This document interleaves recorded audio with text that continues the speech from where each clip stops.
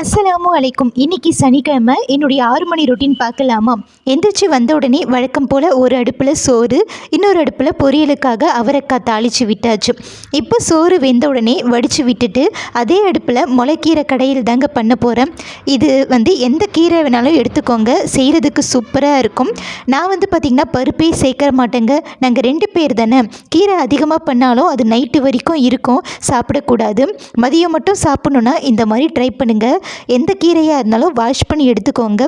அதில் 10 பல் பூண்டு, 10 சின்ன வெங்காயம், 4 பழமான தக்காளி, மஞ்சள் தூள், மிளகாய்த்தூள், தனியாத்தூள், வெந்தயத்தூள், ஜீரகத்தூள். வெந்தயத்தூள் ஜீரகத்தூள் இல்லைன்னா வெந்தயம் ஜீரகம் சேர்த்துட்டு 1 டம்ளர் தண்ணி சேர்த்து மூடி போட்டு விட்டுருங்க. 15 நிமிஷம் கழித்து கடைஞ்சிட்டு அதுக்கு தாளிப்பு கொடுத்துடலாம். பிரேக்ஃபாஸ்ட்டுக்கு தோசை ஊற்றி தக்காளி தொக்கு வச்சு ஹஸ்பண்டுக்கு கொடுத்துட்டேன். சாப்பிட்டுட்டு 8:30 மணிக்கு கிளம்பிட்டாங்க. சுண்டலுக்கு பார்த்திங்கன்னா ராஜ்மா வேக போட்டிருந்தேன். அவ்வளோதான் ஃப்ரெண்ட்ஸ், பாய்.